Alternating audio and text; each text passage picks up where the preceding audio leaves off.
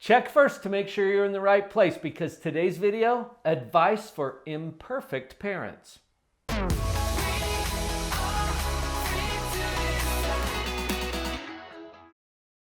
I wonder how many people we lost when I said, make sure you're in the right place, because if you're a perfect parent, you're probably not. This planet is populated with imperfect people. In fact, I think that's perfect. In fact, I have a little mantra. I do this with my clients. And Vic, you've heard this before. You are perfectly designed to be imperfect. Yeah. It's part of our innate, I think, divine design that we have imperfections, we have weaknesses. There's a reason for that. In fact, there's a lot of reasons for that, but it's something that bothers us a lot too. Right. And we've got some advice for you today as an imperfect parent. First of all, welcome to Earth. You're in good company. Every other parent on the planet is also imperfect. And so let's just lighten up a little bit, shall we? Embrace it a bit. Yes. Yes. And in another sense, maybe you're not as imperfect as you think. You know, this just takes me back to a time when my oldest was maybe 15 years old, and there were some storms a-brewing in the household. It happened in the Jenkins home. Two strong wills, you know, pitted against each other at times. And I remember having a really, really strong impression one day when I was on a walk trying to cool myself down. And I remember thinking, you know, there might be other people, other parents that could provide him with this or handle this situation better or blah, blah, blah. Do a better job than right. me. But nobody is going to love him better than me. I am the perfect parent for him when it comes to love. And I've got a close second. Right, but mom's always trump that way. Sorry. No. I'll take it. But, you know, we talk so much on this channel about your main job is to love your child. So if that's true, then I am perfect at that, because no one will love my son or any of my children the way that I do. So just give yourself a little bit of a pat on the back and take a big sigh and realize that you love your child the best. And so that makes you the perfect parent for your child. Vicki, I love that concept. You are the perfect mother for our children. But you're not the perfect mother for our children, because she is. You're the perfect mother for your children.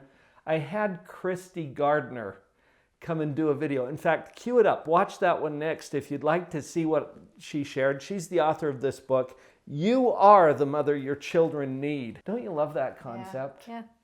And nobody else can do this job better than you can, because, as Vicki pointed out, your job is to love them, no matter what and even if, and you're better qualified to do that than any other person on the planet. So let's just get out of our own way a little bit and quit beating ourselves up that we're not the perfect mom. Well, you are the perfect mom for your kids, unless you're a dad, in which case you're the perfect dad for your kids. We're not going to leave the dads out, sorry. Now, if you'll remember, I said when I was first bugged about all of this, my parenting, and I was having this, you know, kind of crisis in my parenting moment as I was coming to this realization, I acknowledged that there might be situations that I could handle a lot better or somebody else could handle better. And I think it dawned on me that, you know, I was doing the very best that I could. I'm doing the very best that I can at the moment that I am in, with the sleep that I've had, the information that I had, all of the information that I had. And I think that's really important to go back and remember that you're doing the very best you can at the moment that you're in. And when you know better, you do better. I love that. And it could always be better. This is part of what I teach in my core curriculum when I'm coaching people on positivity. It could always be better. Well, that's not a reason to beat yourself up. Right. And honestly, when is that going to stop being true?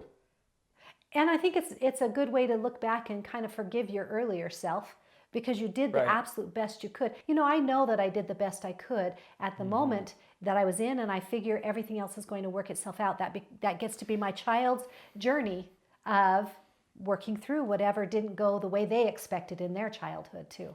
It's really easy to slip into that trap of, well, if I would have only known then what I know now. Well, you didn't. So we get to be... You didn't. Yeah. And you did the best that you knew how to do with what you had at the time. When you know better, do better. Vicki, we read a book years ago. Do you remember The Knight in Rusty Armor? It was a good book.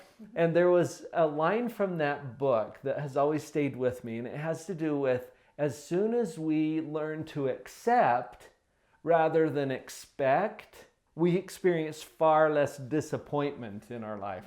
And those words are very similar, accept and expect. Sometimes we just have way too many expectations for ourselves.